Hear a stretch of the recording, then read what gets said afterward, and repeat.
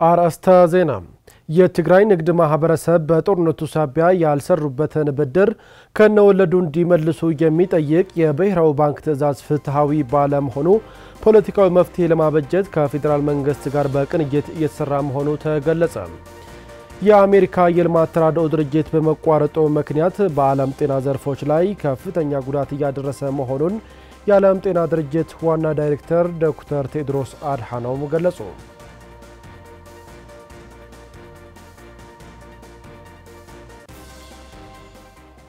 የእስራኤል ጦር በጋዛ ላይ አዲስ የጦርነት ዘመቻ መጀመሩ ተገለጸ።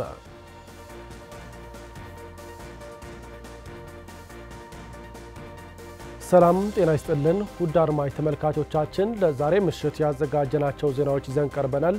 ከዜናዎቹ ጋር ሰለሞን ግርማይ ነኝ። አብራችሁን እንድትቆዩ በክብር እየጋበዝኩኝ ቀዳሚ ወደ መረጥነው ዜናም አለፍ። የትግራይ የንግድ ማህበረሰብ በጦርነቱ ሳቢያ ያልሰሩበትን ብድር ከነወለዱ እንዲመልሱ የሚጠይቅ የብሔራዊ ባንክ ትዕዛዝ ፍትሃዊ ባለመሆኑም ፖለቲካዊ መፍትሄ ለማበጀት ከፌደራል መንግስት ጋር በቅንጅት እየተሰራ መሆኑ ተገለጸ። በጦርነቱ ውድመት የደረሰባቸው ከስራ ውጭ የሆኑ የትግራይ ተቋማት ወደ አገልግሎታቸው ለመመለስ የማገገሚያ ካሳና ተጨማሪ ብድር መስጠት እንደሚያስፈልግም ተመላክቷል። ገብሩ ተክላይ ተከታዩን አዘጋጅቷል። ከራሱ አልፎ ለሌላውም ሲተርፍ የነበረ የትግራይ ንግድ ማህበረሰብ በጦርነቱ ሳቢያ ክፉኛ ተጎድቶ ለራሱም ሆነ አቅቶት ለተመጽዋችነትም የተዳረገበት ሁኔታ ተፈጥሯል። ከፕሪቶሪያው ስምምነት በኋላ የትግራይ ዳግመ ግንባታ ተጀምሮ ነገሮች ይሻሻላሉ፣ ወደ ቀደመ እንቅስቃሴያችንም እንመለሳለን ብሎ በተስፋ ሲጠባበቅ የነበረ የትግራይ ንግድ ማህበረሰብ የተጠበቀው መፍትሄ ሳይሆን በመቅረቱ ለከፋ ቀውስ እየተጋለጠ ተስፋም እየቆረጠ ከንግድ ስርዓቱ ለመውጣት እየተገደደ እንደሚገኝ የትግራይ ፋይናንስ ግብረ ኃይል በዛሬው ዕለት በሰጠው መግለጫ ገልጿል። ከጦርነት በኋላ ከፕሪቶሪያ በኋላ ብዙ ነገር ይሻሻላል ብለን ስንጠብቅ ነበር። ምክንያቱ ፕሪቶሪያ ተፈናቃዮች ወደ ቀያቸው እንዲመለሱ፣ የትግራይ ግዛት ወደ ነበረበት እንዲመለስ፣ ሁሉም ነገር ወደ ህገ መንግስት እንዲመለስ፣ ኢኮኖሚ ትግራይ በኮንስትራክሽን ሪሃቢሊቴሽን ሪከቨሪ መልክ ዳግመ ግንባታ እንዲካሄድበት በፕሪቶሪያ ስምምነት የተፈራረምነው ነገር ይሄ ደግሞ ወደ ተግባር ይገባል ብለን ስንጠብቅ ነበር። መፍትሄ ሳይመጣ አሁን 2 ዓመት ደርሷል ማለት ነው። በዚህ ምክንያት ደግሞ ኢኮኖሚ ትግራይ ከጊዜ ወደ ጊዜ እያሽቆለቆለ እየሄደ ነው ያለው። ንግድ ማህበረሰቡ ከንግድ ስርዓት እየወጣ ነው ያለው። ፋብሪካዎች ወደ ነበሩበት አልተመለሱም። ምክንያቱ ወድመዋል። የወደመ ደግሞ ወደ ነበረበት መመለስ የግድ የመንግስት ስራ ነው። ምክንያቱ ይህ ጦርነት ነጋዴ ማህበረሰብ እና አምራቹ ማህበረሰብ ፕራይቬት ሴክተሩ ፈልጎ ያመጣውና ደግፎ ያመጣው ጦርነት ስላልሆነ ማለት ነው። በንግድ ማህበረሰብና በባንኮች የነበረ ግንኙነት በስምምነት ላይ የተመሰረተ ግንኙነት ነው የነበረው። ሆነን ግን ፎርስ ማጀር ከአቅም በላይ የሆነ ነገር አጋጥመዋል። ከአቅም በላይ የሆነ ነገር ሲያጋጥም ደግሞ ጋራንቱ ኃላፊነት መውሰድ ያለበት መንግስት ነው። ስለዚህ መንግስት ይህንን መፍትሄ እንዲያስቀምጥልን በተደጋጋሚ ጥያቄ አቅርበናል። ጥያቄ ይፈታል ብለን ስንጠብቅ ግን እስካሁን ሳይፈታ ሲቀር በነጋዴ ማህበረሰብ ተስፋ የመቁረጥ ዝንባሌዎች በስፋት እየታዩ ነው ያሉት። የንግድ ማህበረሰቡ ወደ ቀደመ የንግድ እንቅስቃሴው ባለመመለሱ ሳቢያ የትግራይ ወጣት ለስደት ሞትና እንግልት እየተዳረገ ይገኛል ብለዋል። ከተለያዩ የትግራይ አካባቢዎች የተፈናቀሉ ባለሀብቶችም ቢሆን ህይወታቸውን ለማስቀጠል የተቸገሩበት ከትግራይ ጊዜያዊ መስተዳድር ስር ውጪ ባሉ አካባቢዎች የሚገኙ ባለሀብቶችም ሀብት ንብረታቸው ተዘርፎ ያሉበት ሁኔታም ለማወቅ ያልተቻለበት ሁኔታ ነው ያለው ብለዋል። የንግድ ማህበረሰብ ወደ ነበረበት ባለመመለሱ ምክንያት ወጣቶች ወደ ስደት እያመራ ነው ያለው። ባለሀብት ከቀዩ እየተፈናቀለ ነው ያለው፣ እየወጣ ነው ያለው። ከዚህ የከፋ ደግሞ በምዕራብ ትግራይ የነበረ ነጋዴ አሁን ተፈናቅሎ አይድፕ ላይ ነው ያለው። የሚበላበት አጥቶ፣ የሚጠጣበት አጥቶ፣ የሚለብስበት አጥቶ፣ የሚደግፈው አጥቶ፣ ልጆቹ የሚያስተምርበት አጥቶ ለራሱ ሆኖ ሌሎች የሚችል የነበረ ባለሀብት ከቀዩ በመፈናቀሉ ምክንያት ደግሞ አሁን ችግር ላይ የወደቀ ባለሀብት በጣም ብዙ ነው ማለት ነው። ከዚህ የባሰ ደግሞ ከኛ ቁጥጥር ውጪ ያለ ባለሀብት ደግሞ አለ፣ በጠላት ስር ያለው ባለሀብት። ይሄ ደግሞ በየቀኑ ምን ይሆን እንዳለ እኛ የምናውቀው ነገር የለም። በጦርነቱ ሙሉ በሙሉ አሊያም በከፊል ለወደሙ የትግራይ ተቋማትና ለንግድ ማህበረሰቡ የማገገሚያ ካሳና ተመልሰው ወደ ስራ የሚገቡበት ተጨማሪ ብድር መስጠት ያስፈልጋል። ይህም የስምምነቱ አካል የሆነው የትግራይ መልሶ ግንባታ ለማሳካት ወሳኝ ነው ብለዋል። ይህንን የኢኮኖሚ ችግር ደግሞ መፍትሄ እንዲያስቀምጥ የፌደራል መንግስት ከተለያዩ አካላት ሰፊ የሆነ ውይይት የተደረገበት ሁኔታ ነው ያለው። ከ75% በላይ ውድመት ያጋጠመው ማንኛው ድርጅት ካሳ እንዲሰጥ፣ ብድሩ እንዲሰረዝ፣ ቅጣቱ እንዲሰረዝ፣ ተጨማሪ ብድር እንዲሰጠው ተመልሶ ወደ ስራው እንዲገባ ማለት ነው።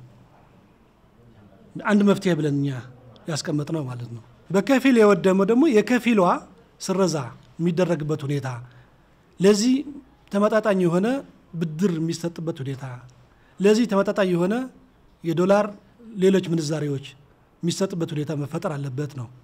በጦርነት ምክንያት ምንም አይነት ውድመት ያላጋጠመው ሊሆን ይችላል፣ ግን ባንክ በመዘጋቱና ጦርነት በመኖሩ ምክንያት ክሳራ ያጋጠመዋል። ንብረት ላይ ወድም ይችላል፣ ክሳራ ያጋጠመዋል። ስለዚህ ክሳራ ስላጋጠመው ዋና ፕሪንሲፓሉ እዳው መክፈል አለበት።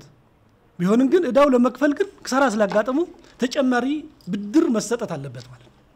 ወለድና ቅጣት ደግሞ መሰረዝ አለበት ነው። ስለዚህ እነዚህ ፖለቲካው መፍትሄ በእነዚህ ነው። ወደ ቀጣይ ዜናችን ስናልፍ የትግራይ ህዝብ አብዝቶ ለሚሻው ሰላም ከባድ መስዋዕትነት እየከፈለ የመጣና ያለ ህዝብ ነው ሲሉ አስተያየታቸውን የሰጡን የማህበረሰብ ክፍሎች ገልጸዋል። የፕሪቶሪያው ስምምነት በመተግበር በትግራይ ህዝብ ላይ የተጋረጡትን አደጋዎች ለመፍታት ብሎም ዘላቂ ሰላም ለማስፈን የፌደራል መንግስትና የዓለም አቀፍ ማህበረሰብ ለውሉ ትግበራ ኃላፊነታቸው እንዲወጡም ጥሪ አቅርበዋል። ርግበ ገብረትንሳኤ ተጨማሪ አላት። አቶ መብራቱ ወርቁ በትግራይ ምስራቃዊ ዞን ነጋሽ ነዋሪ አርሶ አደር ናቸው። አርሶ አደሩ ባለፉት ዓመታት በትግራይ ላይ የተከፈተው ጦርነት ጉዳቱ ለሁሉም የተረፈ ሆኖ በተለይ ደግሞ አርሶ አደሩ ፈጣሪውን አምኖ በተስፋ መሬት ላይ ያኖረው ዘርና ጉልበቱ አልፎም ህይወቱን ያሳጣ እንደነበር ያወሳሉ። ለሐለፈ ኮነታት ባለፉት ጊዜያት በነበረው ሁኔታ ያገኘነው እንጀራና ህይወት ነው ያጣነው። ትግራይ ሊያልፍላት ነበር። ከድህነት ለመውጣት እየለፋን ነበር፣ ግን ሁሉም በጠላት ወደመ። ህብረተሰባዊና ማህበረሰባዊ ሰበዞች በሚበዙባት ዓለም ሁሉም ትርጉምና ፍሬ የሚኖረው ሰላም ሲኖር ብቻ ነው ይላሉ አርሶ አደር መብራቱ።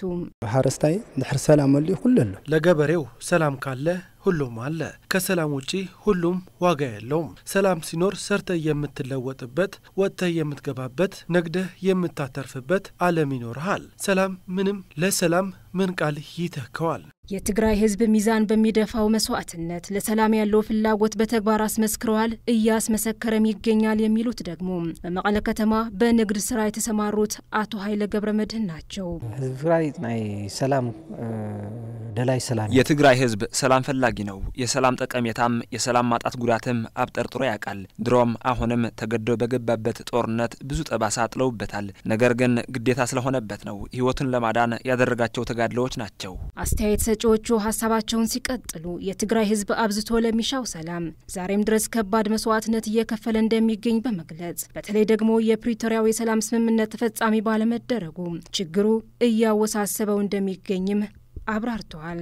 ዋይታይ ባዕለን ወዓሊ ተጽጋግ ዝነበረ ጣቀም ዘለ ህዝቡ እርስ በራሱ እየተጋገዘ ያገኛትን እየተካፈለ ነው እየኖረ ያለው እንጂ በከባድ ሁኔታ ውስጥ ነው ያለው። እየተራበ በህክምና እጦት የሚሞተው ብዙ ነው። አዛወር ሕዚያ መለስናኩም አዛወር ሕዚያ ተወጽሑኩም ናተሃለ በዚህ ወር እንመልሳችኋለን፣ በዚህ ቀን ትሄዳላችሁ እየተባለ የሚደረግ ሽወዳ መቆም አለበት። በጥቂቱ ተፈናቃዮችን የመመለስ ስራ ተጀምሮ ነበር። ይሁን እንጂ ደህንነታቸው ባላስጠበቀ መልኩ እንዲመለሱ በመደረጉ የጥፋት ኃይሎች በቦታው ጠብቀው ለሌላ እልቂትና መፈናቀል ነው የተዳረጉት። አሁን በየኬንዳው ተጥለው በረሃብና በበሽታ እያለቁ ነው ያሉት። ሰላሙ ለመጠበቅና ዘላቂ መሰረት ኖሮት ህዝቡ እየተጋፈጣቸው ካሉ አደጋዎች ለመታደግ ሁሉም ለሰላም እንዲተጋ የፌደራል መንግስት ደግሞ የፕሪቶሪያው ስምምነት በተሟላ መንገድ በመተግበር ለሰላም ያለው ቁርጠኝነት በተግባር ማስመስከር እንደሚገባውም አመላክቷል። የዓለም አቀፉ ማህበረሰብም ትኩረት እንዲሰጠው ጥሪ አቅርበዋል። ሰሙን ሰላም ተኮይኑ ላብና ወሮም ላብ ገዛኦም ኩምለሰለዎም ሰላም ሆኖ ወደ ቀያቸው ወደ ኑሯቸው ሊመለሱ ይገባል። ሰላም ከሌለ አካባቢያቸው ሰላሙ ካልተጠበቀ እንዴት ይመለሳሉ? ስለዚህ ዘላቂ ሰላም ሰፍኖ የህዝቡ ችግር እንዲፈታ ፍትህ ሊሰፍን ይገባል። መንግስት በምክክርና በውይይት ችግሮችን በመፍታት ተፈናቃዩ ወደ ቀየው ሊመልስ ይገባል። ምስ ፌደራል ሙሉ ተዓሪቅና አይና ልካዘው ወሰደ መልክዕ ቀደሙ ነው ይኖረን ከፌደራል መንግስት ጋር የተፈጠረው ሰላም ሙሉ የሚሆነው ውሉ ተፈጻሚ መሆን ሲችል ነው። ከፌደራል የሚያገናኘን አንድ ነገር ፕሪቶሪያ ነው። ስለዚህ በውሉ የተቀመጡ ነጥቦች አንድ በአንድ በአግባቡ ሊፈጸሙ ይገባል። ዓለም አቀፉ ማህበረሰብም ትኩረት ሊሰጠው ይገባል። ምንድነው የተፈጸመው ያልተፈጸመውስ ለምን ብሎ መከታተል አለበት። ያክል የነዝህይ ካሁን በኋላ ይበቃል ይበለን። የጠፋው ጠፍቷል፣ አንዴ አይመለስም። አሁን ግን ሁሉም ሰው ተባብሮ ሰላሟን ሊጠብቅ ይገባል። በትግራይ ከሚገኙት የስጋ ደዌ ታማሚዎች በተጨማሪ ለአጎራባች ክልሎችን አገልግሎት ሲሰጥ የነበረው የኩሃው ሄዎ ሆስፒታል በጦርነቱና ሌሎች ተያያዥ ጉዳዮች አገልግሎት መስጠት መቸገሩ ተገለጸ። ባላቸው አቅም ለህብረተሰቡ አገልግሎት እየሰጡ እንደሚገኙ የገለጹት የሆስፒታሉ የሥራ ኃላፊዎች ወደ መደበኛ ስራቸው እንዲመለሱ የሚመለከታቸው አካላት ድጋፍ እንዲያደርጉ ጠይቀዋል። ዘውዱ አለማየሁ ተጨማሪ አላት። በኢትዮጵያ የስጋ ደዌ የሕክምና ማዕከል ማህበር ስር የሚተዳደረውና በጣሊያኖቹ በጎ አድራጊ ባለና ሚስት እንደተቋቋመ የሚነገረው ሄዎ ሆስፒታል ላለፉት 20 ዓመታት በህብረተሰቡ የተሳሳተ ግምት የሚሰጣቸው በሽታዎችን በማከም እንደሚገኝ ተገለጸ። ሆስፒታሉ በትግራይ እንደ መለስተኛ ሆስፒታል ነው። በመሆኑም ከመላው የትግራይ አካባቢዎች ለሚመጡ ተገልጋዮች የሕክምና አገልግሎት ከመስጠት ባሻገር ለአጎራባች ክልሎች አፋርና አማራም ሲያገለግል መቆየቱን የገለጹት የሆስፒታሉ የሥራ ኃላፊዎች በጦርነትና ሌሎች ተያያዥ ችግሮች ሳቢያ መደበኛ አገልግሎቱን ለመስጠት መቸገሩን ተናግረዋል። የሆስፒታል በኢትዮጵያ የስጋ ደዌ በጎ አድራጎት ድርጅት ነው የሚባለውና ዋናው ዓላማው የስጋ ደዌ ታማሚዎችን ለማከም ተብሎ የተመሰረተ ሆስፒታል ነው። ይህ ተቋም እንግዲህ የሃንሴኒያን ኢትዮጵያን ዌልፌር ኦርጋናይዜሽን ነው የሚባለው። ይሄ ማለት ሃንሰን ማለት ያው ሌፕረሲ ነው። የኢትዮጵያ በጎ አድራጎት ድርጅት የሚባለው የስጋ ደዌ በሽተኞች የኢትዮጵያ በጎ አድራጎት ድርጅት ተብሎ የሚጠራ ነውና ሄዎ እንግዲህ ሲመሰረት የነበረውን አቅም መጀመሪያ ለሊፕሬሲ ተብሎ ነው የተቋቋመው። ከዛ በኋላ ቲቢ ኤችአይቪ ሊፕሬሲ ጠቅላላ አሁን ደግሞ ቲታኖስ ሊሽመናይስ ያገለገለ ይገኛል። ሆስፒታሉ ሕክምናውን የሚሰጠው እንደ በጎ አድራጊ ድርጅቶች ነው የሚሉት የሥራ ኃላፊዎቹ ተገልጋዮች ሕክምናቸውን ካለምንም ክፍያ እንደሚያገኙ በመጠቆም በዚህ ሰዓት ገቢ የሚያገኝበት ሁኔታ ባለመኖሩ ምክንያት መጠነ ሰፊ ክፍተቶች እንዳላቸው ገልጸዋል። ያም ሆነ ግን በአሁኑ ሰዓት ላይም ባላቸው አቅም ከትግራይ በተጨማሪ ከሌሎች የኢትዮጵያ ክፍሎች መጥተው በሕክምና ላይ ያሉ አካላት መኖራቸውን ገልጸዋል። የሚመለከታቸው አካላት ተቋሙን ለመደገፍ የበኩላቸውን እንዲያደርጉም ጠይቀዋል። ፍሪ ኦፍ ቻርጅ ስለሆነ ሶርሱ እንግዲህ ከዶኖሮቹ ከሚሰጡን ከዛ በላይ ምንም የምናገኘው ነገር የለም።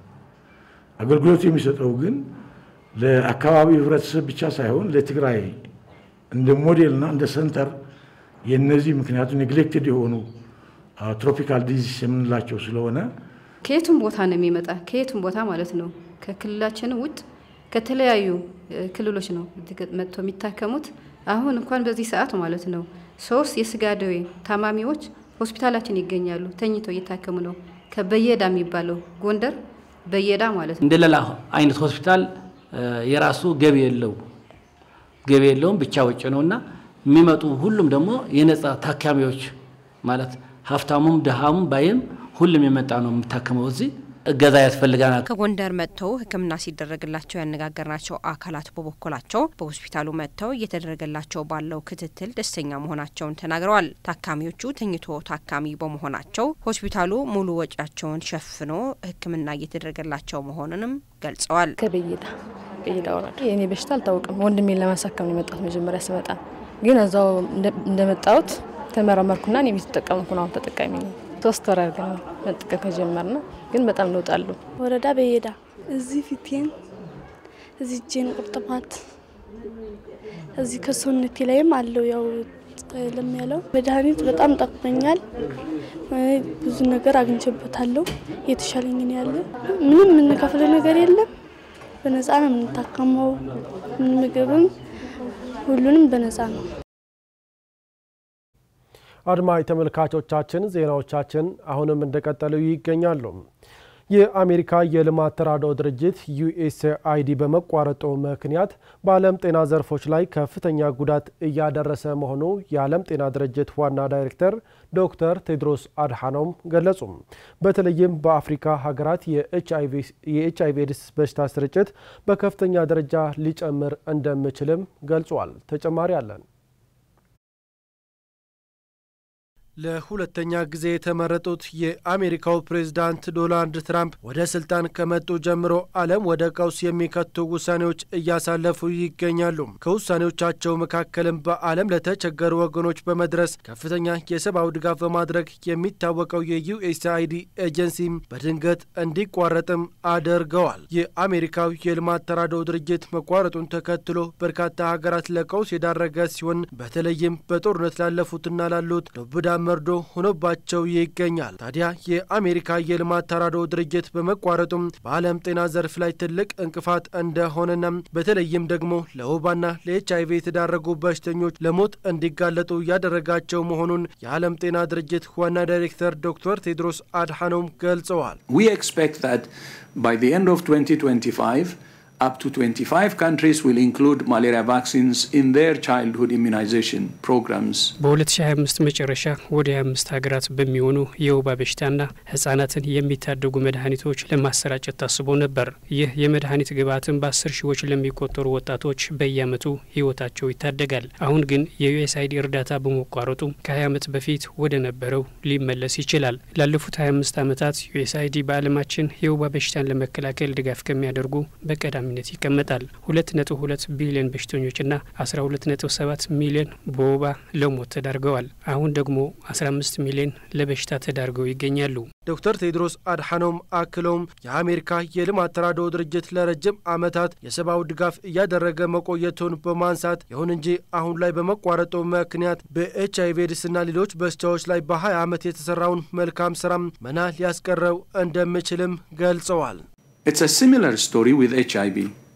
The suspension of most funding to PEPFAR, the President's emergency plan for AIDS relief, በኤችአይቪ ላይም ተመሳሳይ ክስተት ነው ያለው። የዩኤስአይዲ የሰብአዊ እርዳታ በ50 ሀገራት በመቋረጡ ምክንያት የኤችአይቪ ምርመራና እንክብካቤ እንዲቋረጥ ምክንያት ሆነዋል።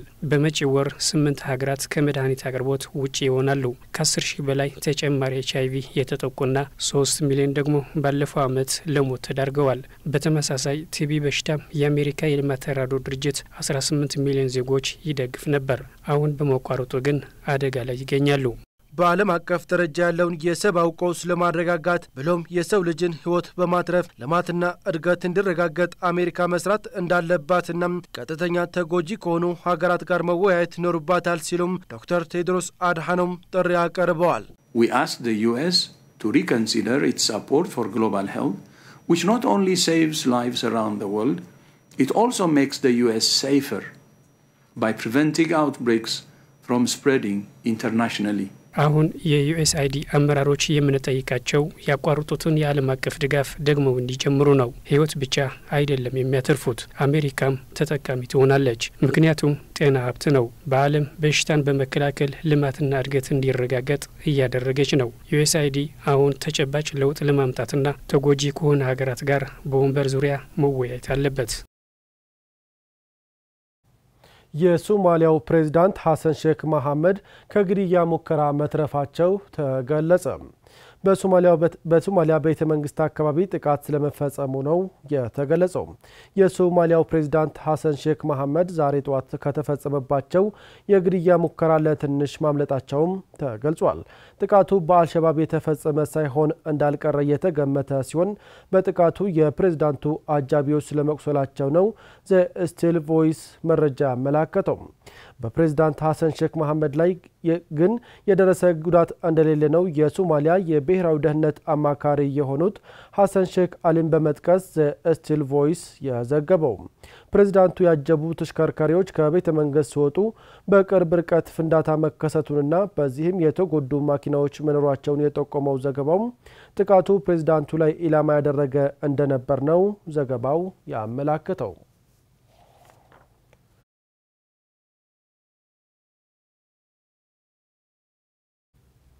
በመጨረሻም የእስራኤል ጦር በጋዛ ላይ አዲስ ዘመቻ መጀመሩ ተገለጸ።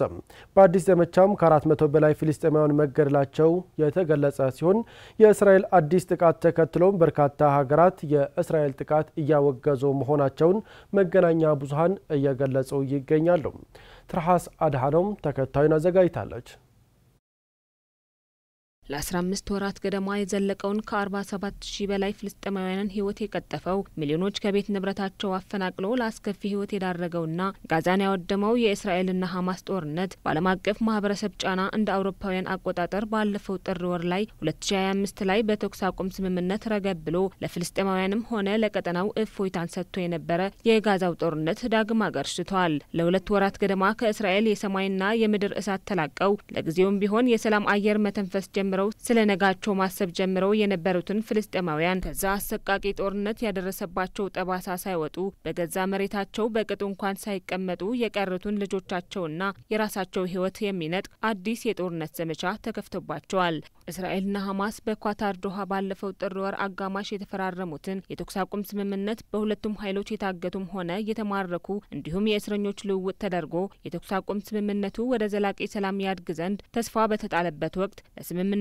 መጣስ ሁለቱም አንዳቸው ለአንዳቸው የሚካሰሱበት ስምምነቱ ተጥሶ ካለፉት 2 ቀናት ጀምሮ እስራኤል ጋዛ ላይ መጠነ ሰፊ የአየር ጥቃት በመፈጸም የበርካታ ሰዎች ህይወት መቅጠፏን ነው እየተገለጸ ያለው። የእስራኤሉ ጠቅላይ ሚኒስትር ቤንያሚን ኔታንያሁ ለተኩስ አቁም ስምምነቱ መፍረስ ሐማስን ተጠያቂ በማድረግ ጦራቸው ሐማስ ላይ መጠነ ሰፊ ጥቃት እንዲፈጽም ትዕዛዝ ማስተላለፏን ተከትሎ የእስራኤል አየር ኃይል በጋዛ በፈጸመው ጥቃት በርካታ ህጻናት የሚገኙባቸው ከ410 በላይ ፍልስጤማውያን መገደላቸውን በርካታ ዓለም አቀፍ መገናኛ ብዙሃን እየዘገቡ ነው። እስራኤል ከአየር ኃይሏ በተጨማሪም የምድር ኃይሏም እንደምታሰማራ ነው እየተገለጸ ያለው። አዲሱ የእስራኤል ጥቃት ተከትሎም መግለጫ ያወጣ ሐማስ በበኩሉ ጥቃቱ በማውገዝ እስራኤል በገዛ ዜጎቿ የሞት ፍርድ አስተላልፋለች በማለት ያገታቸውን እስራኤላውያን ደህንነት አደጋ ላይ ስለመውደቁ አስጠንቅቀዋል። በእስራኤል ጥቃት ከተገደሉ ከ413 በላይ ፍልስጤማውያን በተጨማሪ ከ500 በላይ ዜጎች ስለመጎዳታቸው ነው ዘገባው የሚያመላክቱት። እስራኤል የፈጸመችው የአየር ጥቃት በተፈናቃዮች መጠለያ ጣቢያዎችና መኖሪያ ቤቶች ላይ ኢላማ ያደረገ በመሆኑ አደጋው አስከፊ እንዲሆን እንዳደረገው ነው የተገለጸው። በዚሁ የእስራኤል ጥቃት በርካታ ከፍተኛ የሐማስ ፖለቲካዊና ወታደራዊ መሪዎች ስለመገደላቸውም መገናኛ ብዙሃኑ ዘግበዋል። ለ15 ወራት ገደማ በአሰቃቂው ጦርነት ውስጥ ሆነው እንደ እድል ተርፈው በተደረገው የተኩስ አቁም ስምምነት ለመኖር ተስፋ አድርገው የነበሩ ፍልስጤማውያን እስራኤል ዳግም እየፈጸመችው ባለው ጥቃት ሌላ የሞት ጽዋ ፊታቸው ላይ ተጋርጧል። ገና ካሁኑም በመቶዎች የሚቆጠሩ ወገኖቻቸውን ማጣት ጀምረዋል። የእስራኤል አውዳሚውን ጥቃት ተከትሎም በርካታ ሀገራት ተቃውሟቸውን እያሰሙ ነው የሚገኙት። እስራኤል ከድርጊቷ እንድትታቀብና የተኩስ አቁም ስምምነቱ እንድታከብርም እየተማጸኑ ነው። ቻይና፣ ሩሲያና ቱርክ የመሳሰሉ ሀገራት የእስራኤል ጥቃት እንዳሳሰባቸው በመግለጽ ሁለቱም ወገናት ጋዛን ወደ ለየለት ጥፋት ከሚያስገባ ጦርነት እንዲቆጠቡና ወደ ሰላማዊ ውይይት እንዲመለሱ በመጠየቅ ላይ ናቸው። በተለይም ቱርክ የእስራኤል አዲሱ ጥቃት የእስራኤል ፍልስጤማውያንን የማጥፋት የዘር ማጽዳት ፖሊሲ አካል ነው በማለት ክፉኛ ተቃውመዋለች። የአውሮፓ ሀገራቱ ኖርዌይ፣ ኔዘርላንድና ስዊዘርላንድም በተመሳሳይ ጥቃቱ በማውገዝ ሁለቱም ወገኖች ወደ ሰላማዊ መንገድ እንዲመጡ ጠይቀዋል። እንግሊዝ በበኩሏ ሁለቱም ወገኖች የተኩስ አቁም ስምምነት እንዲያከብሩ ጠይቃለች። እስራኤልና ሐማስ በማደራደር ረገድ ትልቅ ሚና የነበራት ሰሜን አፍሪካዊቷ ግብጽም እስራኤል የተኩስ አቁም ስምምነቱ መጣሷን በመግለጽ የእስራኤል ጥቃት መካከለኛው ምስራቅ ቀጠና ወደ ሌላ ቀውስ የሚያስገባ ነው በማለት አስጠንቅቃለች። በጋዛው ጦርነት ከእስራኤል ጎን በመሰለፍ ዘመናዊ የጦር መሳሪያዎች በመደገፍ በሌሎች የደህንነት ስራዎች ላይም በመሳተፍ በፍልስጤማውያን ላይ የከፋ እልቂት እንዲከሰት ትልቅ አስተዋጽኦ እንደነበራት የምትከሰሰው አሜሪካ በበኩሏ ከሌሎች ሀገራት ስጋት በተለየ መልኩ አሁንም ከእስራኤል ጎን መሆኗን በመግለጽ ለጥቃቱ ድጋፏን ሰጥታለች። አሁንም ለእስራኤልና አሜሪካ ስጋት የሆነው ኃይል ሁሉ ከባድ ዋጋ እንደሚከፍል በመጥቀስ ሐማስ፣ ሀውቲና ኢራን ሁለቱ ሀገራት ለማሸበር ከመኮሩ የከፋ ጥቃት ይጠብቃቸዋል በማለት አስጠንቅቃለች። የአሜሪካ ለእስራኤል ድጋፍ መስጠት ተከትሎም በርካታ ስለ ሰብአዊነትና ዲሞክራሲ የምትዘምር በተግባር ግን ለእልቂት ትግበራ በማለት እየተቿት ነው የሚገኙት። ለዚሁ ተግባሯ ማሳያም የፍልስጤማውያን ሰቆቃ በቂ ነው በማለትም መከራከሪያቸውን እያነሱ ይገኛሉ።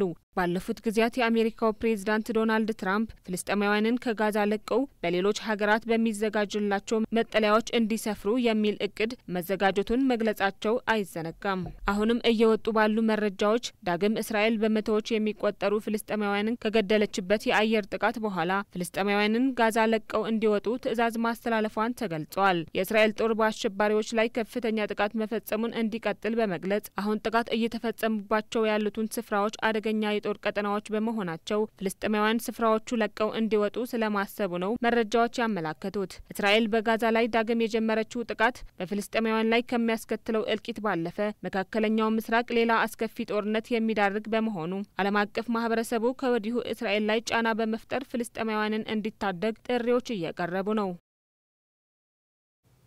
አድማጭ ተመልካቾቻችን ለዛሬ ያልናቸው ዜናዎች እዚህ ላይ ያበቃን።